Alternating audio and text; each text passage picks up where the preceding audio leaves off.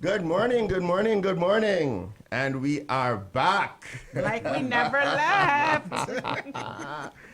So Alric and Latoya back in the house. Welcome back, Latoya. Thank you, Alric. I'm happy to be back. I don't think the weather is happy to have us, though. It's 11 degrees here in Edmonton. I ain't mad because it was so hot in Jamaica. Hot and spicy, I say, but in a great way. So it's good to be able to cool down in the cool, what should we say, meanders of Edmonton. Thank you, Big G, for holding down the fort for us. You want to sound the alarm for Big G? Thank you, Big G. So Big G held the fort for us for 3 weeks, 3 segments, and we enjoyed it to the max. Thank you, Ajibola, Alana, and Kelly's for being here. I feel like they cheated on us. I feel like,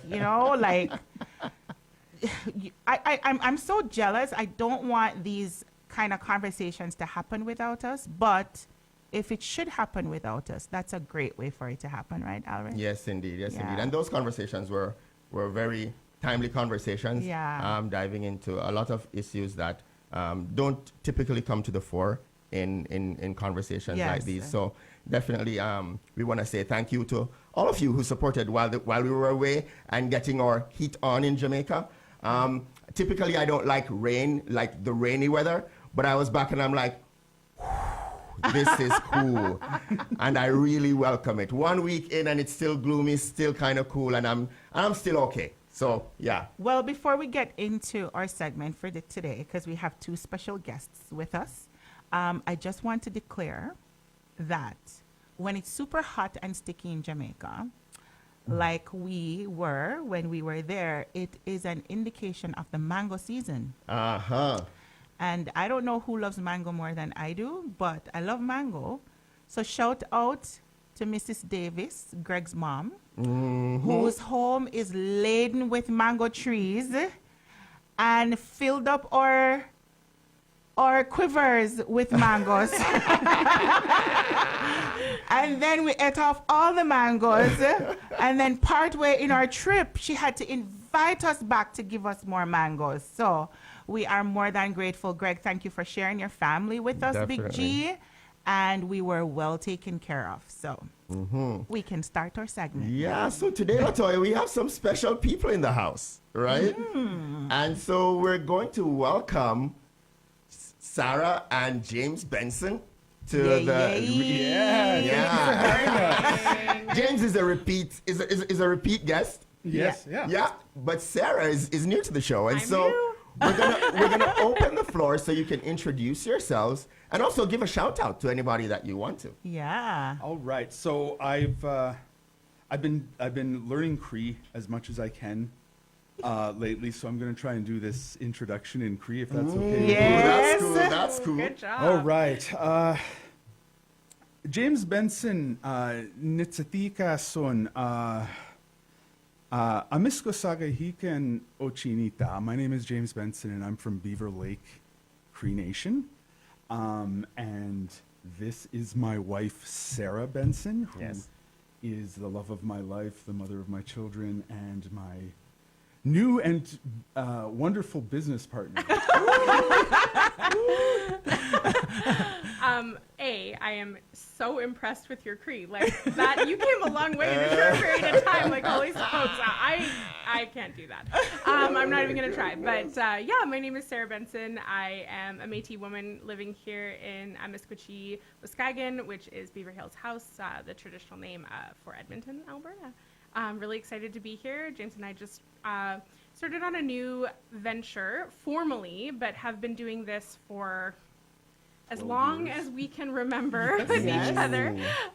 So we're really excited to be here today to kind of talk about some of the things we're passionate about and some of the things that we're looking to do to help our community. Amazing. Well, you know what, Sarah? I'm on your side in that they said behind every strong man or successful man is a what kind of woman?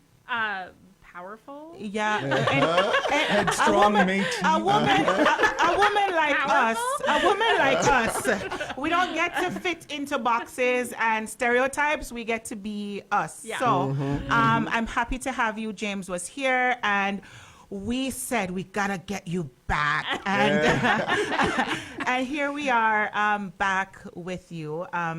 Where you're our first couple on our show. Oh, look at that. Yes, Nice. you're a first. And as you know, we run when we spoke and we introduced ourselves, we run a decolonizing mental health practice, and our segment is focused on decolonizing mental health, making connections, unpacking, and really highlighting the everyday heroes that don't get to be highlighted. So we're happy to have you make the connections, because we're all about storytelling. We're all about reclaiming. We're all about reconciliation, but we're also about ancestral knowledge. So we're happy for what you bring to the fore. But to the folks out there who may be listening in Radio and Land. do not have an understanding, what's Beaver Lake, what is Cree, What's what does First it Nation? mean? What's Métis? Can you just edify us a little bit so we understand? Well, I kind of like to start by saying, like, we are all treaty people, right? And being that I have status, I was raised in ceremony, and I was raised on reserve. I did my best for as long as I could to live as traditional a life as I was able to. And I find that there is such a big difference, because people in the city, urban people, don't understand that we're not the homeless people or that community. Like, we're not just that. We are Indigents and Yeah. delinquents. because you Yeah. don't experience that life in the city. You don't experience what it means to be Indigenous when you are just seeing that side of the community. And so I find that I'm finding myself having long conversations with complete strangers, and informing them, like, no, when I was a kid, we did this, and I always am trying to put forward this idea that it's very different than what people think, and we are. I am myself meeting people all the time who are new to this country, and they look at it and they think, like, being Canadian is only one thing. Whereas for me, being born here, experiencing all the different sides of Canada as an Indigenous man and as a white passing Indigenous man, being Canadian means something very different. What does it mean to be white passing Indigenous man? There are absolute difficulties with it. An acceptance. I have to qualify everything when I meet someone who is from a reserve, who may have darker skin, more traditional Aboriginal features. I always have to qualify. I always have to explain who I am, who my people are, and then I'll start throwing in Cree words in English, and then they start to understand. This person is part of our community. Despite how prominent your dad is. Yes, absolutely. Oh, wow. It's one of these things where there's that difficulty of it, but once you're accepted, it actually becomes, and sadly, it becomes kind of a superpower. Because at that point, I'm the person when we're walking down the street who talks to the police. Right? When the You police become the come up. spokesperson. Exactly, Yes. right? And so I The think tokenism. exactly, and that is where my ability to talk and to pass on this information, pass on knowledge. Yeah. Yes. It comes from a lifetime of being forced into that practice. Yes. I recently, my brother jokingly referred to me as the Indigenous LeVar Burton. Because he's like, people see you and they see a white man, they find out you're Indigenous, and then they see that you're safe to ask questions to. And for the longest time, we had this discussion many times. I was actually it was frustrating that I felt like I was being forced into the role of educator. Yeah. But now I've come to the understanding that sometimes you have to meet people where they're at. Yeah, exactly. I appreciate that. And that is one of those things that it's part of my superpower now, where I get to share knowledge that people wouldn't normally be comfortable asking. Yeah, but doesn't that align to the indigeneity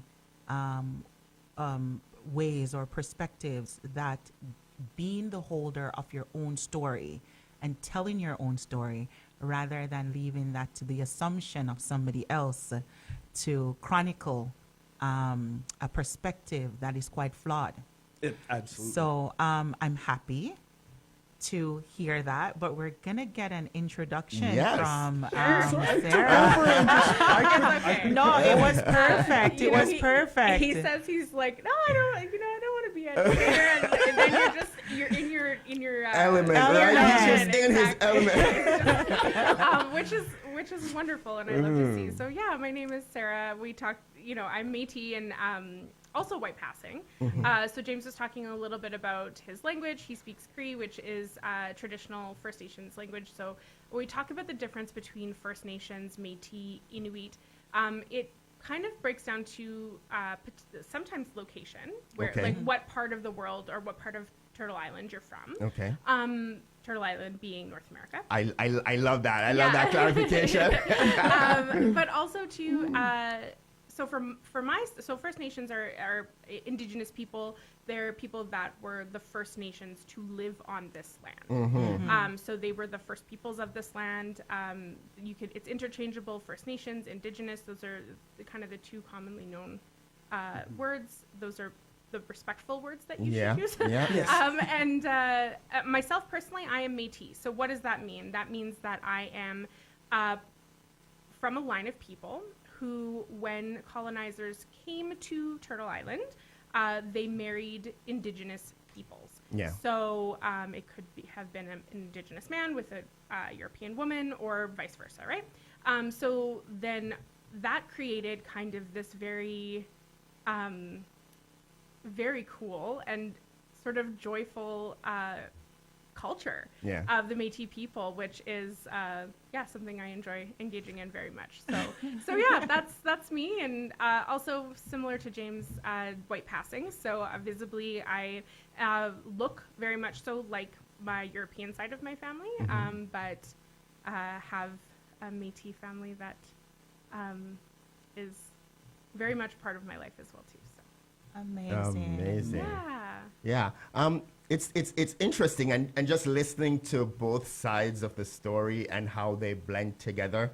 It's pretty interesting because as an immigrant to Turtle Island, right, and to this country called Canada, we're not given background information before we arrive, right? We arrive here, and all of a sudden we start hearing these words, Indigenous, Métis, being used in discourses, and we're not quite sure like what they mean. A narrative is fed to us about what Indigenous people are like and all that, and it takes real effort and courage to kind of lean into this and to learn more about this.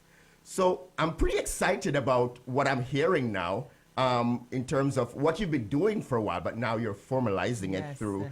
So talk to us a bit about that. What does that look like? So really and truly, so we started shortly after we met. And it kind of started out as us just hearing things from our friends, hearing, biases and sometimes outward racism, very inherently deeply rooted things that people from Canada have been taught their entire lives. Yes. Exactly. And us just kind of working through correcting that. And it sort of became like a bit of a, then our friends would start to come and ask questions. So that's sort of how it started. And then formally through my employment, I had some opportunities to work with Indigenous policy and help with some reconciliation training. And so that's kind of where that passion for education and policy kind of fleshed out in terms of my employment. And, you know, so that's kind of where it started for me, but, you know, please share. For me, it's been a lifelong thing.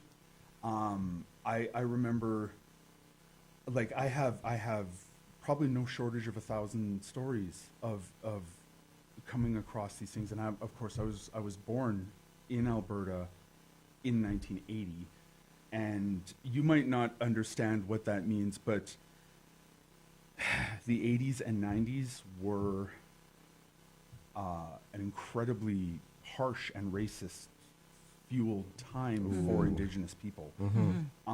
I remember in my high school class, one of my high school classes, I was doing a talk, and I talked about residential schools. And so this was in 1998. Yeah. There was a residential school had just closed 2 years before. That was the Red Pheasant Industrial School. Yeah. That was the last school to close. And my teacher said, that didn't happen. Wow. I had never heard of that. That's you're making up stories. Wow. And it was, she put me in a place where she was like, they make Silenced. up stories. Yes. So they like to, you know, they always Embellish. complain. And Yes. so I remember that, and I remember that moment being a catalyst for me, that I was like, I'm going to stand up for my people and myself for the rest of my life, and I will not allow this ignorance to take over a conversation or a situation without them knowing my feelings on it, and hearing, like, catching a little bit of knowledge from me, right? And you know, when we first started dating, I was talking about residential schools, and you know, Sarah had gone through the entire Alberta education system and was never taught. Never anything. taught. Yeah. I kid you not. Yeah. And I think also too, like my Métis family are from, like, we originate out of Manitoba, where many Métis people did their Red River settlement there. It was there, and it was a very large community there. And our family, from kind of the learning that I've done and what I've gathered, our family kind of stepped away in order to protect the children. So, you know, a lot of people say, well, Métis people didn't go to residential schools. That's not true. Métis people did go to residential schools. It depends on where you were in the country. It truly also depended on how you physically presented. If you presented more as typically Indigenous, people would, you know, that's where that would be targeted to, right?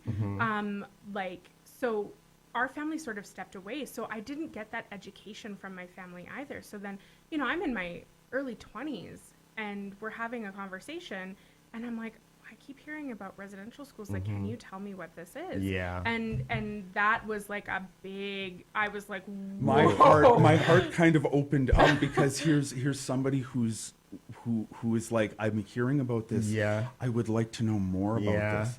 And I have not shut up since. It's been like almost 14. it's And fine. I It's love fine. that. I love that. Now, one of the things too, because we're speaking about this in the context in the context in which we live, but a lot of our listeners are also listening from other countries that have no idea what we're talking about in terms of residential schools. Yeah, no. So now's another time to Absolutely. Yeah, for sure. Lots of Educate So there was an act that was passed that was called the Indian Act, and basically what the idea was to take the Indian out of the man. And so to do that, the federal government decided the best way was to, of course, the reservation system, the treaties being signed, but to, I use the term kidnap. Okay. Yeah. But aptly so. they Human would take- trafficking Exactly. They would take with the children 60 scoops. and from the ages of 5 or 6, and they would take them away and put them in schools that were boarding schools as far away from their home reserve as possible. They would separate them by age and by gender.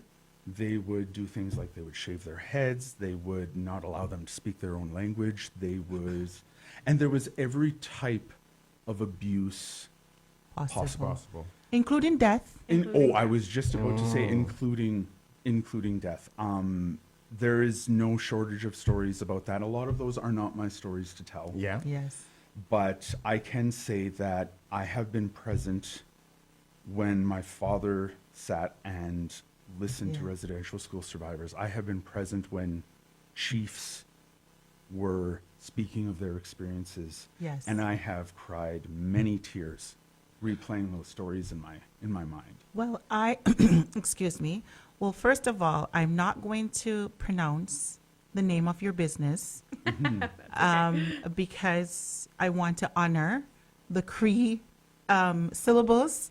But I was very happy to meet you both and to know about the work that you do and the gaps that will be filled. Because there's one thing about me and about Alric and about why we do what we do, because we also run a consultancy business as well, where we don't just highlight problems. We want to be a part of the solution for the problems. And so I'm going to share a little caveat. I'm going to share two things. So shout out to my folks in Saskatchewan, Cowasis First Nation, Coty First Nation, Elder, oh my God, Alma Poitras. I worked with the chief of the Cowasis First Nation as well, and Piapot and all of my folks, First Nation Métis Services, they are the ones who fully immersed me and my Jamiti friend as well in Saskatchewan. I have a friend who has a Jamaican daughter and she's also a Métis, so we call her Jamiti. Love it. And the reason I am saying that is because when Alric and I first moved to Saskatchewan, way back in 2015? Yeah. We had not known what to look for when folks were talking about Indigenous. As a matter of fact, we were so not ignorance, but ignorance to what was happening. And we were benefiting from a bed program. And this guy was there, this white presenting man was there. And he was talking to us and saying, welcome. He welcomed us. And then he said, stay away from the Indians, for want of a better word. And they are drunkards, and he had all these stereotypical things to say. And it was very unnerving to hear his perspective of this community. Little did we know that our daughter, we couldn't get any daycare. So our daughter's first daycare was actually an Indigenous daycare, but we didn't know that. We didn't know. I think it's called Circle something daycare. I don't remember. But our daughter was going to the daycare, and everybody in the daycare looked so different. So, and then I was going to the university at the time, and I was learning about Indigenous, and so it became more profound to me that it's possible that my daughter is going to an Indigenous daycare. How I didn't know, I don't know. We were in survival mode. So one day I went into this daycare and I said, are you folks Indigenous? And they were like, yeah, we're all Indigenous inside. And I remembered walking out and hearing them laughing at me, like just laughing at the sheer innocence in my question. And it made me look.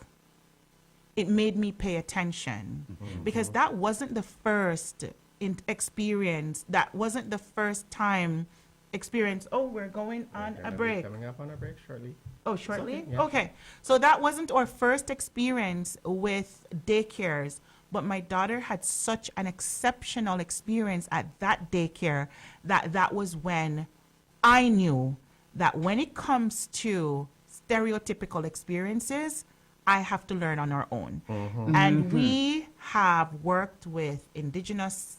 I was with First Nation Métis Services. I worked across the board. So I'm happy to know that there is representation. There is work being done, because in our work with consultants, there are people who are bringing the knowledge who do not represent the experiences. Yes. So Absolutely. welcome. Thank you. Thank you. Are we on a break yet? I'm not seeing the breaks. Okay, so All we're right. going to keep going. Did we pass the break? I didn't come up. Okay.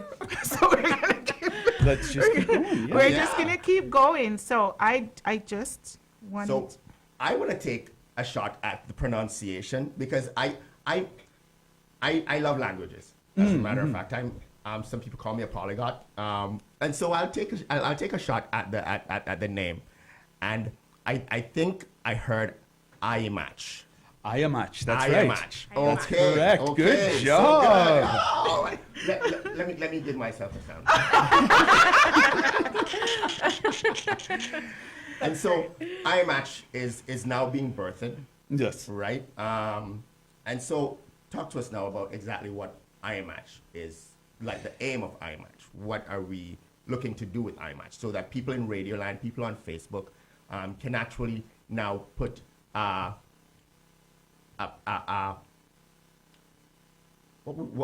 what would you call that? That's they can have that clarity. clarity around it. Yeah. Yeah. They Okay. can put it concisely into what exactly it is, so they can reach out if they need that service. So we'll start off with the meaning of the word. AYIMAC. It is a fortunate change of events leading towards success. And so we were looking for something that really kind of encompassed what we wanted to do. We want to see this change. We want to see that this change is a positive one. So our basically our goal, of course, is to share this knowledge, meet people where they're at, and have these reciprocal conversations where we're able to. I can listen to someone speak on their biases. I can listen to someone speak on the knowledge that they have, and then I can help them build on that Yeah. through positive encouragement, right? So I've had like so many of these conversations with people where I'm able to say to them, like, you're right about this, but did you know? And then add something to it and go, and this is Yeah. why, and therefore. And by the end of it, they're excited to go and tell the people that they know. Like, I learned this from an Indigenous Yeah. man, and this information and that, and it's really exciting when I see that positive growth in a person. I like the excitement. I'm going to get Sarah to chime in, because I hear you say, James, that it's series of positive changes, fortunate changes. Yeah. Yep. What is the current landscape of Canada, or should I say, we can make it specific to Alberta right now, that requires there to be a series of fortunate changes to right now? You spoke about policy, and I know you've done Yeah. work with not-for-profits. Yes, yeah. EDI is under attack. Yes, And absolutely. so, And I think that's really what it comes down to. Like, I think Alberta is not sheltered from the events of things happening in other parts of Turtle Island. We're seeing EDI being really attacked in the United States pretty significantly here. And I think that growing up and living in Alberta my entire life, I do think that there are a number of issues with very taught biases and taught racism. I also think that our school system, although they've made some pretty significant changes over the last few years, they're not talking about it enough. And when I talk about they're not talking about it, I don't mean that they're not talking about residential schools. I don't mean that they're not sharing the history. Yeah. They're not creating learning opportunities for connection with the culture. With the content. The culture, Yeah. So something I kind of wanted to bring in was James and I have had the opportunity over the last several years to work with a variety of school programs. And within those school programs, we've really taken that opportunity to not talk about the history, but to talk about the culture, to talk about the understandings and the teachings. I love that. Yeah. So, I love that. And so one thing that we found when we were doing this work is it was really quite lovely is, a lot of these kids that are Indigenous and they're in the school system, they don't really feel like they have that space, right? Yeah. Yes.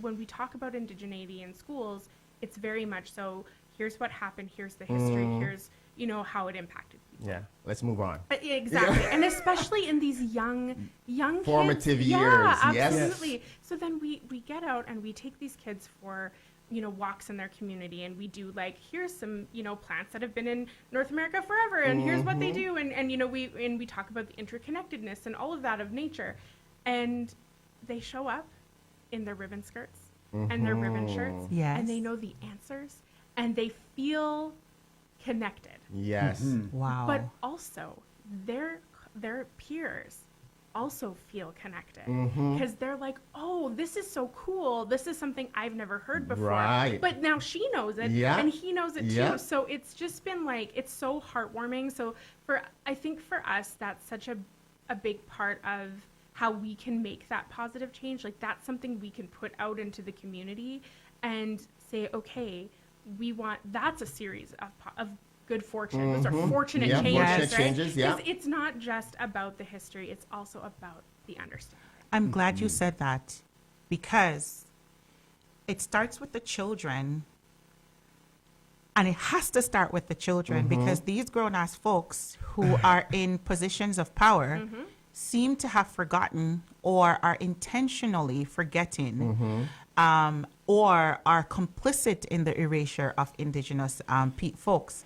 So I'm going to get controversial here, because Redefine Wellness, we are quite political in our stance sometimes. And, mental health has to be political. And as you do the work that you do, we have to be very mindful of the fact that there are barriers to doing this work. Absolutely. So Bill 54, separatism of Alberta. This is a big one that is quite controversial. And I know that, I think it's Onion Lake First Nation. They have filed a petition. It's not First Nation, Onion Lake Cree Nation. Cree Nation, yes. They have filed a petition. The Assemblies of First Nations of Alberta, they have come out, gun swinging, bills flying, things happening, and we're over here going, yeah. Because the reality is, where is the respect? Where is the honor? Where is the let's come to the board and let's come to the table and talk? And what does this mean for the progress that is seemingly being made and the triggers associated with the erasure, the dismissal, and we've seen it. We see it in BC, and now we're seeing it here. What are your thoughts on that? Something that you said earlier, and I think I just want to touch on that, is we have to start with the children. And I think I just want to say, when residential schools were opened and when they started that process, they knew that change had to start there. Oh. And so that's why for us it's so important to be involved with the youth, especially those formative years, the elementary ages, because that's when we can make the most positive change with them. So I just that's something that's very important to us, and I think it shows in the things that we've done previously, and even how we raise our own children, and how we educate their friends and their families and all of those things too. That's a loaded situation. I mean, we stand obviously with the Indigenous peoples across Canada, but also in Alberta. In Alberta, especially, this is not an option for us. I want to say something that is also going to be a little controversial. Don't worry. No, I'm good. It's okay. Speak it. Say it out loud. Muniao, which means a white person, right? Okay. So Muniao, they love their signed papers. They love their rules. And I think Onion Lake Cree Nation, having these members basically say the J treaties were signed before Alberta was a province. Yes. So you can't separate because this predates Alberta. So you would have to give Alberta back to the Indigenous people. and then we would have to give it to you. Yes, for you to do what. And these are the very rules of that white system that were set up, and these are the rules that this bill still has to follow. And so I was referring to the chief, to one of my coworkers. I was calling him Sakimo, which is like the brave leader, because he's in front. Yeah, he was the first. He was the first to say, like, it's ridiculous. Yes. And you know, it's like, it's almost, I don't want to say comedic, because it's also scary that people think that this is something they can do, right? And it's like, with that system and that those rules already set up and set in place by the colonizers, and now they're wanting to be like, well, all of that doesn't matter. We're going to put it aside to conveniently do this. This is the new system, and all of this other system that us colonizers set up, it doesn't matter anymore. Yeah. Because you learned the rules, now we're changing the rules. Isn't that so? We can be raw here, because I like the fact that we are speaking our truth, because isn't that the reality though? Rules are created to systematize, to keep people aligned, and then we can change the rules as we deem appropriate, so that it can fit our reality. And it keep one people Subjugate. in place. Yes. That's kind of like renting someone your home, like saying, okay, here's an agreement. Yeah. You get to rent our home for this period of time, for this, these are the, and then that person turns around and says, hey, I want to sell this house. That's your permission. That's a great No, analogy. you rent a room and they say, I'm going to sell this part of the room. I'm going to take the room. But what happens when that happens? Exactly. People go to, we have a board that oversees that provides reparations to individuals who are been a victim to somebody who's leased their home out for a year and sold it 2 months later. Yeah. So like, why is it that why don't we have that accountability, like, on a larger scale? Yeah. Sarah, you just hurt my heart when you said reparation. You just hurt my heart. We're still fighting over here, girl. We're still waiting for that, right? Because we talked about that. We see it in South Africa. We see it in the Caribbean. When we see it with Haiti, destabilization. Yeah. Folks who are colonizers are the one who are paid, who get to say we own all these things, or we or livelihood was impacted. But those who are true victims, those who were exploited, don't get to have those says. Well, and one of the things that I kind of want to add to that thought, because it kind of aligns with something when I talk about the decolonization and looking through things as through a colonized lens. This is a point that I have made 100 times, and that is, anybody who's a part of a system that victimizes one group over another is inherently a victim of that system, because when you're raised with biases, believing you are better than somebody, Thank you. That is, and this is something, like, I know a lot of Albertans and a lot of white Albertans don't like hearing, but the fact that their grandparents had the knowledge that they could go out in the 1960s and buy an Indigenous child for $10. Yeah.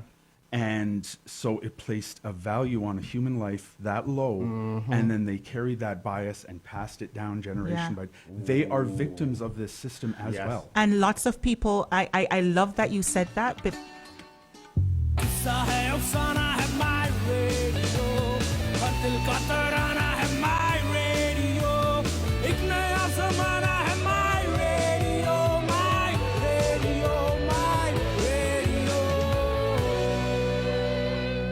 Radio 580 AM, bringing Albertans together. Folks in the past and probably present, there are white passing individuals and white-bodied individuals who still carry that pain and have stood in the gap for us, have advocated, have earned the allyship, because I don't believe that people should just be calling themselves allies, but have earned the title of allyship because of what they have done. I always said, during the time of George Floyd, And I think it's Kenesha or whatever in the U.S., it's 3 white folks who lost their lives on behalf of the black community. They were the ones who stood at the front and in the gap. And I have to shout out to any individual white individuals who have stood in the gap for me, or my experiences, because they carry that pain. They carry that intergenerational trauma as well. And I always say to people, racism was not birthed out of wanting to do harm to somebody else.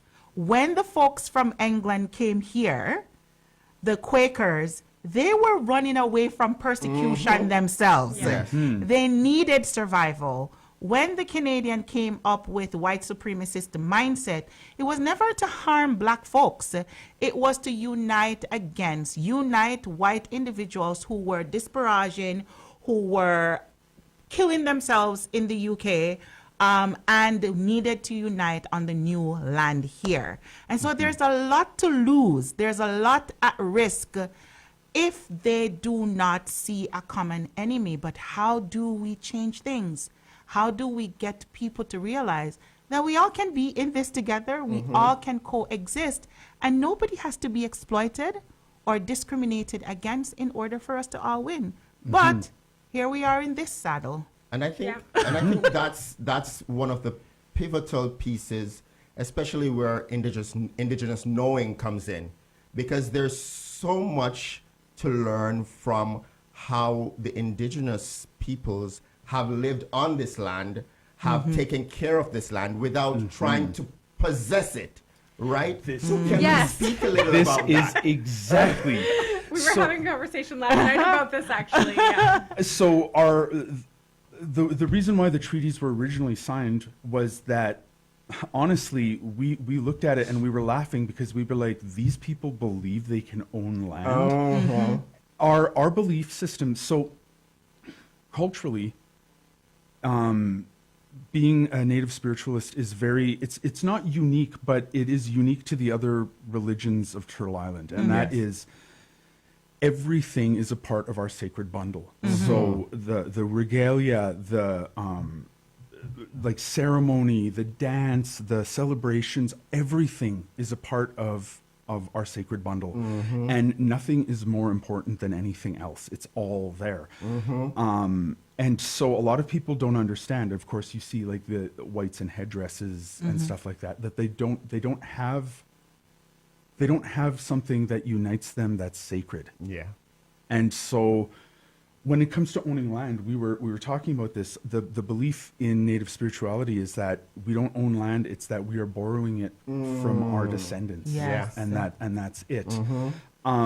We were talking about land back.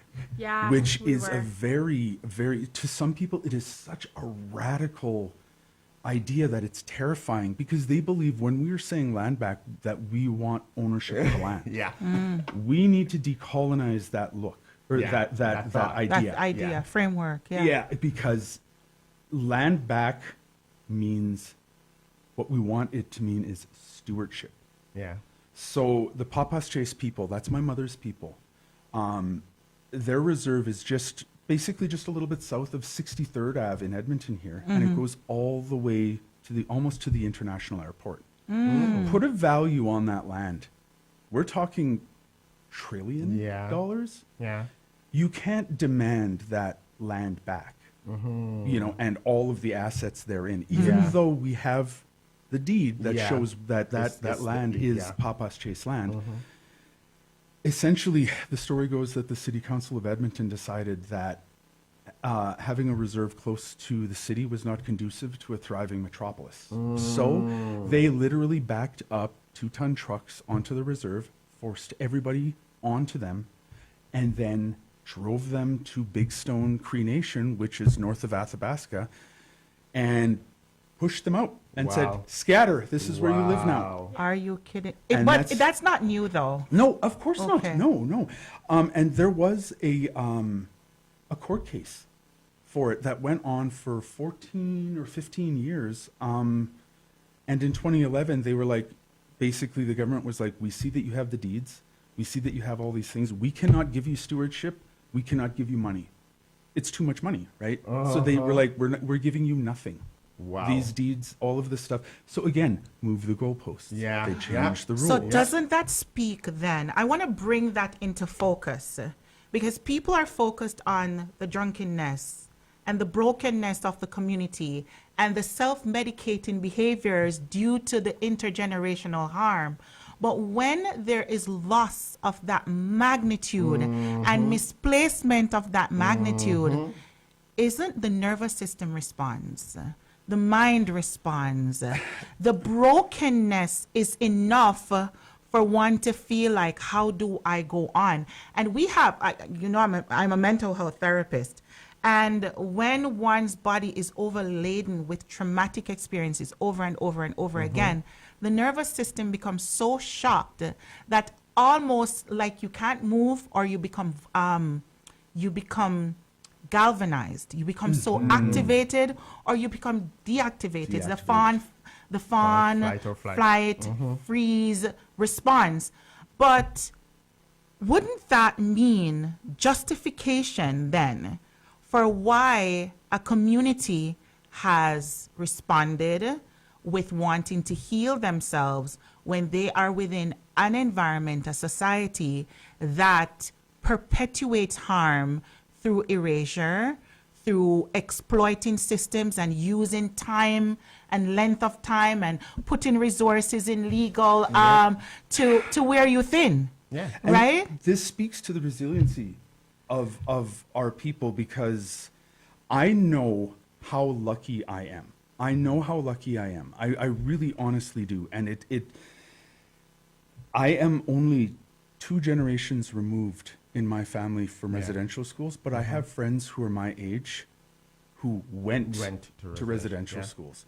And I want to say this is something as far as the decolonized lens is concerned. I have been saying recently quite a bit to people, because it was explained to me by an elder, and this is that there are no Indigenous homeless on Turtle Island. Yeah. They may be houseless, But never but homeless. they are home. Yes. We are home. Wow. We're going to have to continue this discussion next week. Yeah. But I want to close off by correcting this, because a lot of folks in the Black community and in the Indigenous community are backing away from using the word resilience. And there's a student, I made a presentation recently, and there's a student that asked me, why is this so? So I'm going to read a part of my response to her so that folks out there can listen. And this is from a Black perspective, but I want you all to understand this also from an Indigenous perspective. It says, on to the point of resilience, resilience needs to be seen as a complement to be used only for folks who overcome everyday individual challenges. When used in that context, we are paying homage to one's strength in responding to life's adversities. On that basis, if we are all faced with the same challenges, resilience would be ideal. However, one should never have to be resilient in the face of challenges that are created as systemic barriers to oppress and discriminate and to cause harm. The analogy would be like going to the gym by choice to build muscles or to intentionally get in shape, versus being forced to work on a plantation or being backed off your own reserve with no breaks, and the physical results are the same without recognizing that the conditions to create the results were not comparable. Resilience in this scenario of the person being forced into human trafficking to work on a plantation isn't a praise or a term of endearment. It becomes a silencing tool, and it places the emotional burden or labor on the victim and excuses the failure of the systems that were complicit in the human trafficking. And exactly why is no one calling out the system that forces people Thank to you be very, resilient? very much. Exactly. Wow. James, Sarah.